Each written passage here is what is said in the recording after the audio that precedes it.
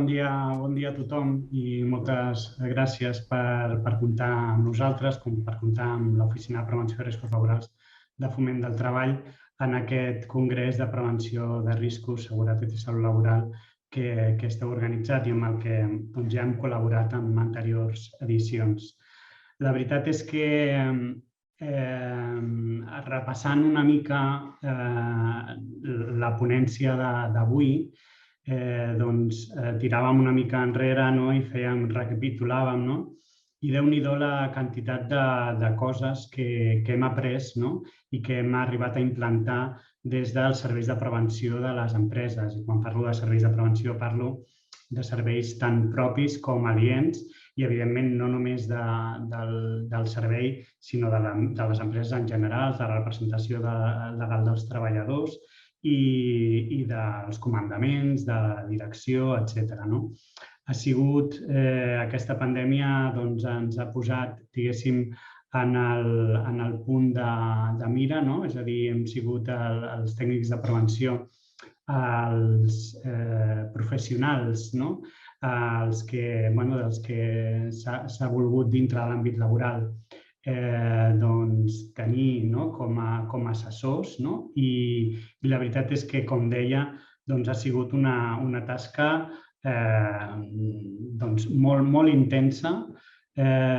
molt estressant, sobretot en les primeres etapes de la pandèmia, amb les que teníem molt poca informació, amb els que els procediments de treball s'anaven modificant dia rere dia i que, mica en mica, sí que tots hem anat interioritzant. Sí que vull posar en valor aquest esforç addicional perquè les empreses, evidentment, han hagut de mantenir la seva tasca preventiva perquè l'activitat amb alts i baixos s'ha hagut de mantenir. De fet, hi ha sectors essencials, molts sectors essencials, que no han pogut parar la seva activitat i, per tant, han hagut de mantenir la seva activitat preventiva. I, per tant, tot això, en moltes ocasions, ha sigut un afegit que ens ha ocupat molt de temps, molts recursos, però sí que és molt important posar en valor aquest esforç que ja aniré comentant també en alguns aspectes. Nosaltres vam fer a finals d'aquest any 2020 una enquesta que van contestar aproximadament unes 150 empreses de tota Catalunya per conèixer una mica quin havia sigut el nivell d'inversions per prevenció de la Covid. Aquest és un informe que teniu a la vostra disposició a la pàgina web de Foment de Prevenció de Riscos Laborals i, en tot cas, si voleu, us el podem facilitar. I la veritat és que és important veure la inversió en recursos humans i en recursos econòmics que han fet les empreses durant aquest any i un parell de mesos que portem de pandèmia. Doncs bé, jo vaig intentar compartir pantalla, a veure si es veu bé. Sí. I vaig a repassar una mica amb tots vosaltres aquesta activitat que ja et dic que ha sigut una activitat bastant frenètica, que hem aconseguit entre tots, jo diria ja a dia d'avui, interioritzar i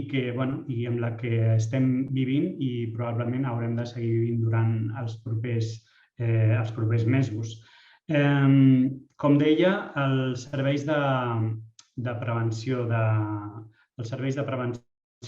de riscos laborals de les empreses, tots sabeu que estan regulats pel Reial Decret 39/97 i, com deia, han hagut de mantenir la seva activitat. A més, els serveis de prevenció eren serveis essencials, lògicament. I, com deia, en l'àmbit de la Covid-19, els serveis de prevenció han jugat un paper, sobretot conformat pels tècnics de prevenció i el personal sanitari, de medicina del treball, per incorporar, diguéssim, en aquesta activitat assessora i de suport a les empreses totes les recomanacions i mesures de prevenció, amb l'objecte de limitar el número de contagis en els centres de treball. Crec que ha sigut una tasca que, tot i que ha sigut difícil, ha donat bons resultats en quant a nivell de contagis. Com bé sabeu, el número de contagis a l'àmbit laboral ha sigut molt baix. El número de brots ha sigut també molt baix si el comparem, lògicament, amb l'àmbit més social, familiar, etc. Per tant, jo crec que això ha sigut el resultat d'una feina ben feta, d'aquesta inversió de les empreses amb aquesta pandèmia, per aturar d'alguna manera aquesta pandèmia. Per tant, crec que, tot i que ha sigut difícil, s'ha fet, evidentment, no podem mai generalitzar, però jo crec que de manera... Jo crec que els serveis de prevenció han fet un gran esforç juntament amb les empreses. De fet, jo crec que aquesta pandèmia ha servit també per posar en valor aquesta figura, la figura dels tècnics de prevenció de riscos laborals. Moltes empreses ens deien mai havíem tingut aquesta relació, aquesta incidència tan directa amb l'alta direcció de l'empresa com amb aquesta situació amb la que estem vivint, perquè d'alguna manera s'ha vist que era indispensable el paper del servei de prevenció perquè pogués d'alguna manera garantir la continuïtat de l'activitat empresarial. Per tant, ja dic, han sigut essencials les feines que s'han realitzat. Doncs bé, com deia, i seguint una mica amb l'ordre que deia del PowerPoint que tenia una mica preparat, doncs, bàsicament, aquestes funcions d'assessorament per poder posar en marxa aquests criteris i recomanacions de les autoritats sanitàries. Criteris i recomanacions que han anat variant en el temps perquè, lògicament, aquesta pandèmia hem anat tots aprenent mica en mica i, per tant, cada vegada que hi havia o s'incorporava nous coneixements feien que els criteris sanitaris també canviessin i, per tant, les mesures preventives i organitzatives també canviessin. Com deia, bàsicament, la tasca dels serveis de prevenció ha sigut, en primer lloc, l'avaluació del risc, l'avaluació d'aquest risc d'exposició, amb moltes dificultats perquè també en un primer moment hi ha hagut molta confusió respecte a com avaluar aquest risc, perquè, evidentment, no podíem avaluar aquest risc com un risc pròpiament laboral, excepte aquells sectors amb els que ja tenien incorporat el risc biològic, el sector bàsicament sociosanitari i alguns altres que ja tenien incorporat el risc biològic a les seves avaluacions, doncs, evidentment, l'avaluació del risc havia de ser diferent, però sí que una de les tasques era avaluar aquests escenaris de risc, que després veurem, i després, evidentment, la proposta i l'assessorament amb les mesures preventives que s'havien d'imposar. A part de, evidentment, la formació i la informació de tots els treballadors i, lògicament, també tot el que seria la vessant més de medicina del treball, doncs la detecció de treballadors especialment sensibles en relació a la infecció al coronavirus, la realització de proves diagnòstiques, la gestió dels casos i de contactes estrets, així com la gestió, la col·laboració amb la incapacitat temporal, amb la gestió de la IT. I després poso aquí interrogants vacunació pel que us explicaré i perquè encara tenim dubtes de quina serà la col·laboració de les empreses amb aquesta estratègia de vacunació del nostre país. Aquest serà una mica el repàs que faré de tots aquests punts i, com deia, un primer aspecte cabdal ha sigut aquesta avaluació del risc d'exposició que, com deia, ha generat va generar en un primer moment certes incògnites. Això és un risc laboral, no és un risc laboral, aquest és un problema de salut pública, com l'integrem, etc. El que està clar és que és un problema de salut pública, és una pandèmia sanitària mundial que afecta a tothom i, com no, a l'àmbit laboral també afecta de manera generalitzada. Per tant, no el podíem tractar de la mateixa manera que avaluem un risc que genera la nostra activitat, però, evidentment, sí que havíem d'avaluar aquest risc. I aquesta avaluació específica del risc d'exposició, després també de moltes versions, va quedar recollit, jo crec que finalment d'una manera bastant clara, en aquest document que ha sigut clau pels tècnics de prevenció, que és el Procedimiento de Actuación para los Servicios de Prevención de Riesgos Laborales frente a la exposición al SARS-CoV-2. Aquest ha sigut el document que d'alguna manera ha establert quina havia de ser l'activitat dels serveis de prevenció, com s'havia de materialitzar aquesta crida a la cooperació dels serveis de prevenció amb les autoritats sanitàries per controlar els contagis dintre l'àmbit laboral. Per tant, aquest procediment, d'alguna manera, pels tècnics de prevenció ha sigut la Bíblia, però una Bíblia que ha anat canviant i que a dia d'avui ha tingut 13 versions diferents que s'han anat realitzant d'aquest document. Però aquest document sí que ens donava unes pautes per avaluar el risc d'exposició, en el que s'establien bàsicament 3 escenaris diferents d'exposició. 3 escenaris que bàsicament eren l'escenari de risc, un escenari clar de risc, un escenari de baix risc i un escenari de baixa probabilitat d'exposició, que, ja dic, excepte els grans sectors sociosanitaris, s'han trobat sobretot amb aquesta baixa probabilitat d'exposició. Aquesta taula amb aquests 3 escenaris establia també quines havien de ser o quina havia de ser l'orientació de les mesures preventives. Tot i que, lògicament, això requereix d'una adaptació concreta tant per al nostre sector d'activitat com per al lloc de treball. Perquè sí que podíem trobar en una empresa, és a dir, una mateixa empresa, un mateix sector, no podia tenir sempre un mateix escenari de risc, sinó que dintre d'una mateixa empresa, en funció del lloc de treball,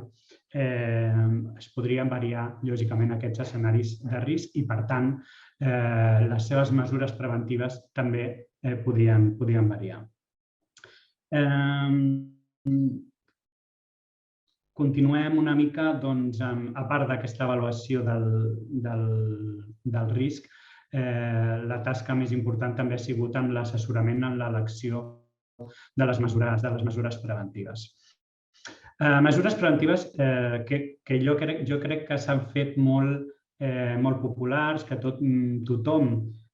dintre i fora de l'àmbit laboral més o menys ha seguit, però que, lògicament, dintre de l'àmbit laboral això ha quedat documentat i ha de quedar implantat d'una manera molt clara i molt concreta. Amb quins documents les empreses han, jo crec que avui hem tingut la possibilitat d'escoltar la inspecció de treball, jo no he pogut escoltar-la i probablement hi haurà aspectes amb els que igual ens repetim, però evidentment la inspecció de treball, quan fa una inspecció, necessita que tota aquesta tasca preventiva de les empreses es materialitzi amb una documentació que suporti tota aquesta activitat preventiva que des dels serveis de prevenció s'ha realitzat. Bàsicament, les empreses, els documents que han elaborat són aquests plans de contingència i en el que consten, lògicament, les mesures preventives a adoptar per eliminar o minimitzar aquest risc d'exposició. Tot i que aquí hi ha una certa flexibilitat.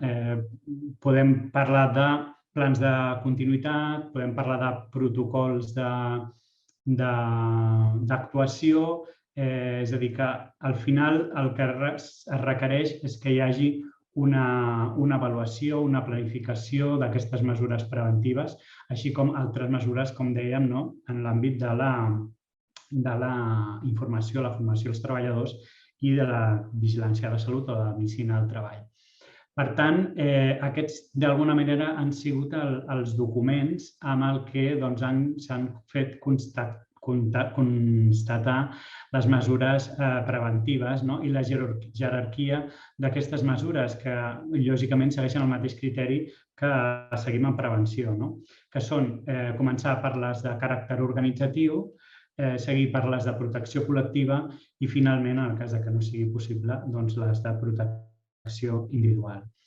Aquest pla de contingències, com deia,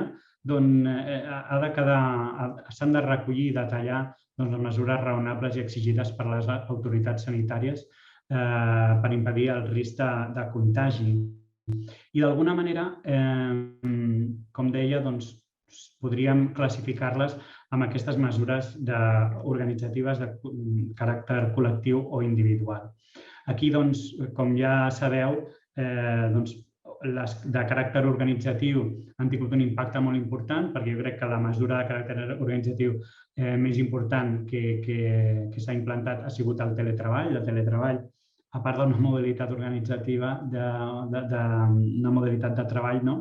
en aquest cas s'ha convertit també en una mesura de caràcter organitzatiu i molt important. Per tant, aquesta probablement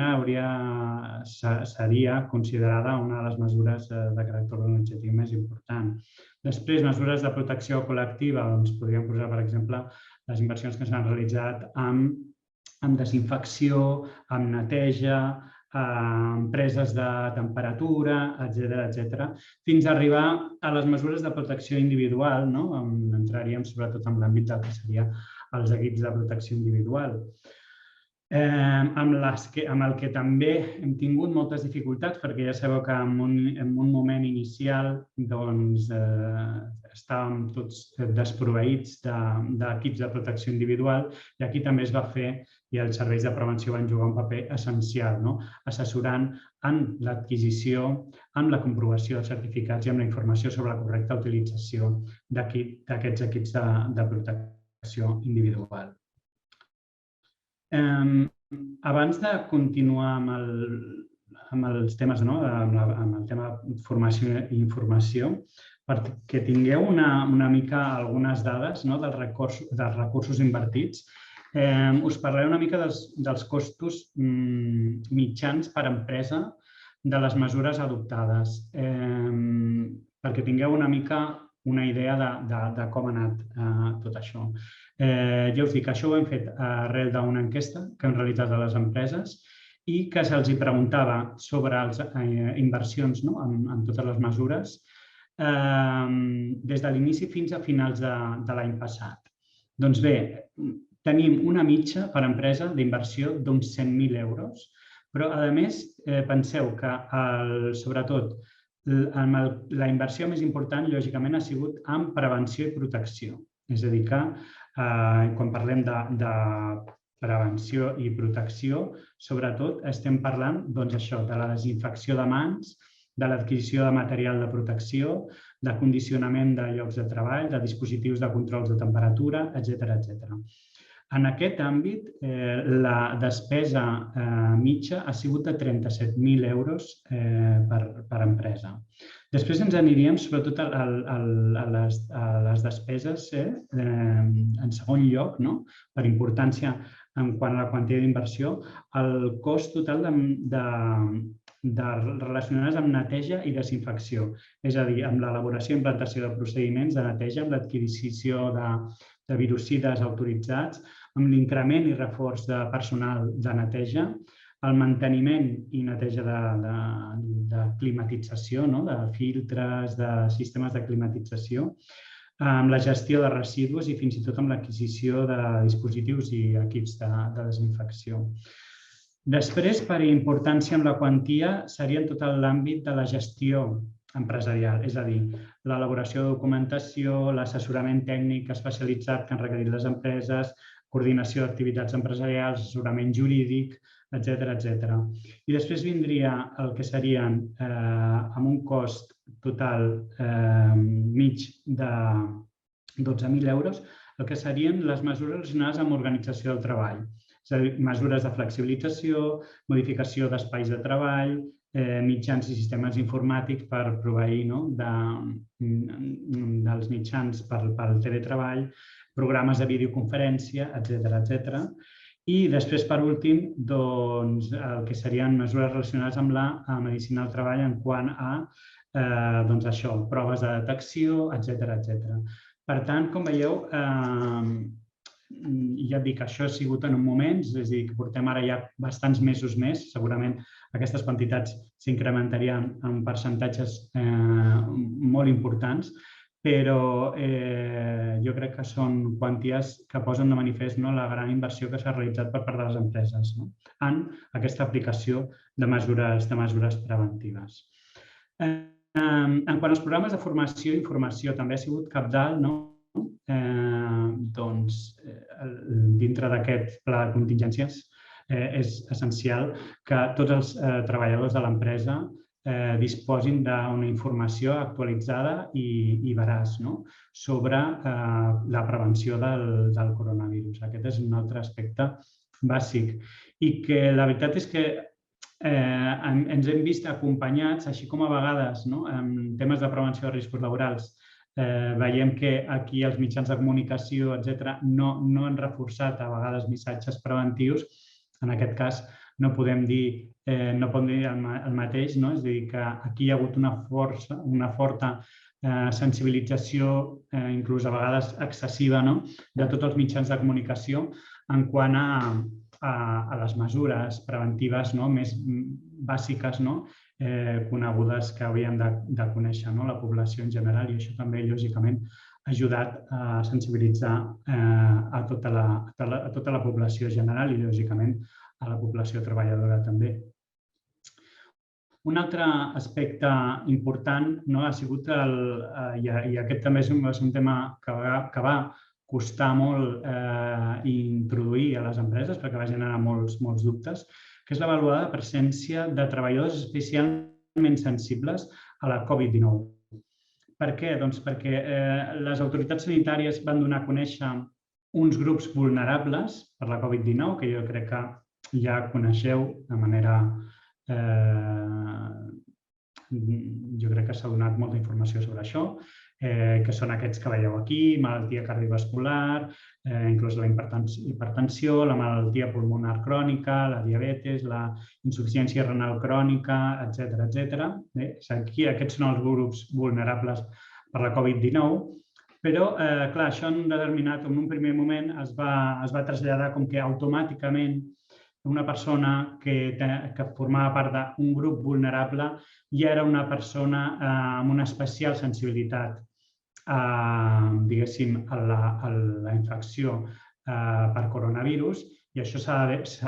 va haver de matisar d'alguna forma, de manera que dintre de l'àmbit laboral, que és un espai controlat, on hi ha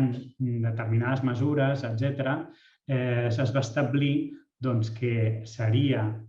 necessari, en el cas que hi hagués treballadors que formessin part d'aquests grups vulnerables, que es fes un informe per part del personal de vigilància de la salut per determinar si realment aquella persona era o tenia una naturalesa d'especial sensibilitat per emetre aquest informe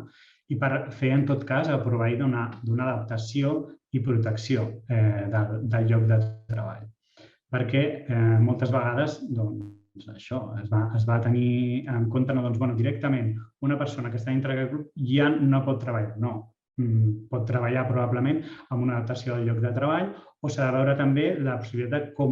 comorbilitats que la puguin fer especialment sensible. Perquè, a més, dintre d'aquest grup estaven els treballadors de més de 60 anys i pel fet de tenir més de 60 anys no et podia convertir en un treballador especialment sensible i molt menys si l'empresa havia implantat determinades mesures preventives. Per tant, el Servei de Prevenció es va determinar que havia de fer aquesta valoració individualitzada per comprovar que les mesures de prevenció que s'havien adoptat, incloent la possible reubicació en un lloc de treball i no hem de deixar la possibilitat també o no de poder teletreballar. Si no eren suficients, doncs llavors sí que s'emetia un informe justificatiu de la necessitat d'aquesta incapacitat temporal per remetre'l a l'ICAM i llavors que, evidentment, s'avalués i l'emissió de la corresponent baixa per IT d'aquests treballadors especialment sensibles. Una altra tasca també molt important ha sigut tot el que té a veure amb la realització de proves diagnòstiques. Aquí també les empreses han fet un esforç important i també es va regular aquesta possibilitat de realitzar determinades proves diagnòstiques. Jo em centro aquí i bàsicament només he volgut posar les proves de detecció d'infecció activa que tenim a la nostra disposició, que bàsicament serien la PCR i la prova ràpida de detecció d'antígens, però tampoc hem d'oblidar que també hi ha la possibilitat de fer proves d'anticossos, que cada prova, evidentment, ha de ser supervisada i entenem que és molt important que estiguin, d'alguna manera, les pugui prescriure sempre personal sanitari. Cada prova és important i és eficaç, però sempre quan es donin les característiques necessàries per la seva utilització. Sobretot amb les proves ràpides, ja siguin d'antígens o d'anticossos, amb les que tenen un període finestra de detecció més gran que la pròpia PCR. Per tant, aquí, a més, el nostre Departament de Salut ha sigut molt cautelós amb la utilització, sobretot, dels tests ràpids d'antígens. Ja sabeu que,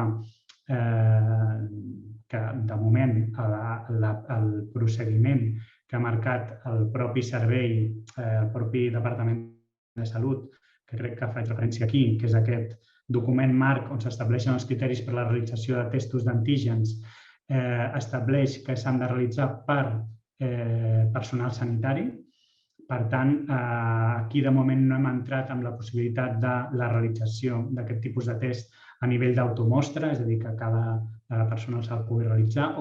que es poguessin realitzar, per exemple, a les farmàcies. Aquí ja dic, el criteri del Departament de Salut ha sigut bastant conservador, sobretot per evitar que es poguessin donar determinades situacions en les que la població, després d'una realització d'antígens, arribessin a la conclusió que estaven en una situació de falsa seguretat, perquè, ja dic, aquests testos tenen un període més llarg per la detecció del virus i, per tant, de moment, el criteri per a la realització d'aquests testos és que s'ha de realitzar per personal sanitari. I aquest és el document marc on s'estableixen els criteris per a la realització d'aquests testos d'antígens dintre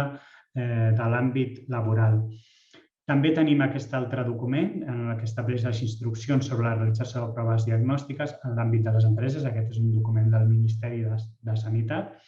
I, per tant, aquí s'estableixen les prioritats d'utilització, com deia, amb les diferents proves. Però sí que jo crec que ha sigut també una tasca cabdal, perquè moltes empreses han fet grans inversions en cribatges, amb la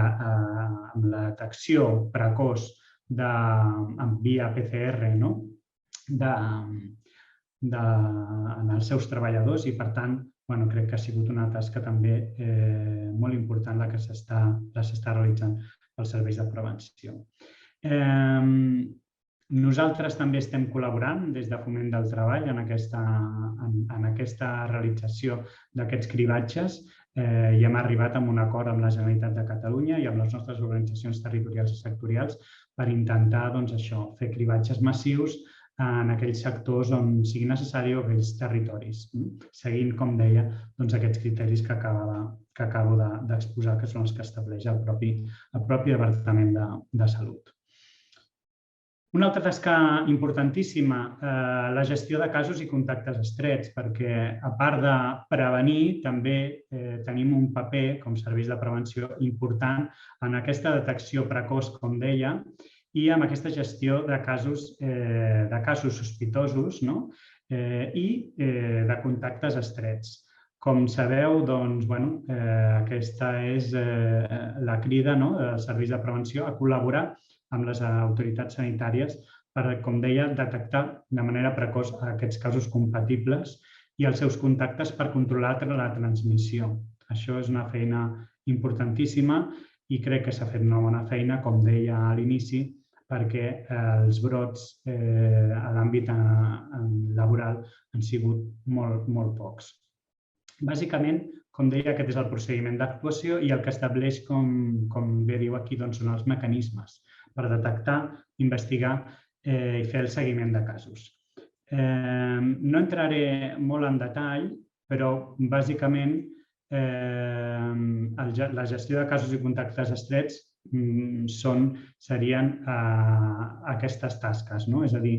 les principals actuacions dels serveis de prevenció davant la detecció de casos sospitosos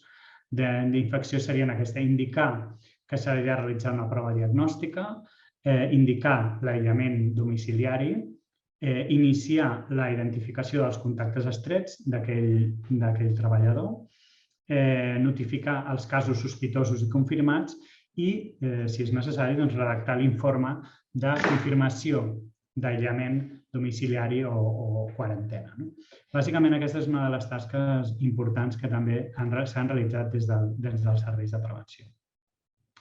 Aquí explico, bàsicament, una mica més en detall això. És a dir, aquestes són les indicacions de quan s'ha de realitzar una prova diagnòstica i això també depèn molt de les capacitats que tingui l'empresa i el seu servei de prevenció.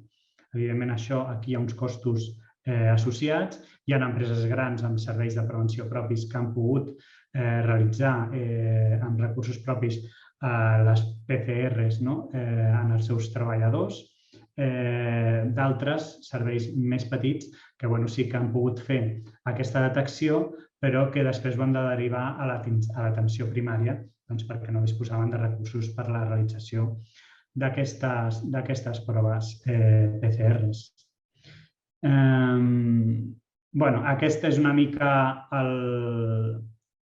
els aspectes, el procediment que s'ha seguit davant un cas sospitós i com s'han gestionat i de la mateixa manera que s'han gestionat els contactes estrets. Com ja sabeu, qualsevol persona que hagi estat en el mateix lloc que en un cas a una distància menor de 2 metres, a excepció de visites i reunions, i durant un temps total acumulat de més de 15 minuts en 24 hores sense utilitzar les mesures de prevenció adequades, és el que es considera un contacte estret. I això és el que genera aquesta gestió, aquesta investigació d'aquests casos, que no és fàcil en moltes ocasions, però jo crec que s'ha fet de forma molt encertada perquè evitar, sobretot, aquestes cadenes de contagis a l'àmbit laboral. Bé, com deia, veig que vaig una mica just de temps, però bàsicament aquesta és una de les tasques. Aquí teniu, en tot cas, després aquesta presentació està a la vostra disposició amb més detall com s'ha de realitzar tota aquesta tasca, així com la notificació també dels casos sospitosos i confirmats per part dels serveis de prevenció. Aquí també hi ha hagut una tasca molt important de coordinació dels serveis de prevenció, del personal sanitari i serveis de prevenció amb serveis públics de salut. Aquesta coordinació ha sigut importantíssima per poder complementar aquesta tasca que han realitzat els serveis de prevenció. Bé, com us deia, també la redacció d'informes de confirmació i aïllament, com us he comentat anteriorment, és una de les tasques també importants que han realitzat les empreses. I aquí entrem amb el tema de la vacunació. La vacunació és el futur, el present, el present que ens portarà a un futur que tots necessitem arribar, i és aquesta immunitat de grup i amb la que, evidentment, tots estem implicats i les empreses també. Des de Foment del Treball hem creat un grup de treball per posar en valor la capacitat que aquests serveis de prevenció propis i aliens poden tenir per accelerar aquesta estratègia de vacunació, també dintre de l'àmbit laboral, perquè, com us deia, per les empreses i per determinats sectors, jo crec que tots, però, òbviament, sectors essencials, o el propi... Ahir ens reuníem, per exemple, amb el sector del turisme, que per ells és cabdal avançar en aquesta vacunació, perquè ens veiem, lògicament, com un destí segur, però també és molt important que la resta de països dels que rebem turistes també avancin en aquest procés de vacunació. Per tant, ja dic, aquesta és una feina en la que tots hem de col·laborar, les empreses estan disposades també a col·laborar, ja s'ha fet públic que les mútues d'accidents de treball cediran part dels seus efectius perquè aquest procés de vacunació sigui el més ràpid possible i, com us deia, nosaltres hem creat aquest grup per posar en valor això i veurem si finalment es podrà col·laborar per part de les empreses amb la vacunació dels seus treballadors. Però, com dic, tots tenim molt present que aquesta és, diguéssim, la sortida, esperem que definitiva, per poder controlar aquesta pandèmia i que tots puguem tornar a una activitat més normalitzada, perquè l'impacte econòmic i social que està tenint aquesta pandèmia no podem mai oblidar que és molt important. I, per tant, aquesta és una mica una de les qüestions bàsiques i primordials i considerem, com us deia, que la col·laboració dels serveis de prevenció pot ajudar a accelerar aquesta estratègia de vacunació, que fins al moment, com tots coneixeu, la gran dificultat ha sigut l'arribada amb comptagotes de dosis i, per tant, creiem que ara, d'aquí, en els propers mesos, l'arribada aquesta massiva del que serien diferents dosis, diferents farmacèutiques, segurament accelerarà aquest procés i això, evidentment, es convertirà en una rebaixa de moltes d'aquestes mesures que fins a dia d'avui i durant els propers mesos haurem de seguir mantenint i que ocuparà un espai important, com us he comentat, de l'activitat, de l'actuació dels serveis de prevenció de riscos laborals de les nostres empreses. Aquest és una mica l'objectiu d'immunitat Covid-19 d'aquest grup de treball que hem creat per posar, com us deia, en valor aquesta capacitat que tenen les empreses amb aquest lema importantíssim que és aturem la Covid i no l'economia i que esperem que, mica en mica, aconseguim aquest objectiu d'immunitat de grup i puguem una mica més avançar en aquesta línia. Per ser, crec que arribo més o menys a temps del que tenia establert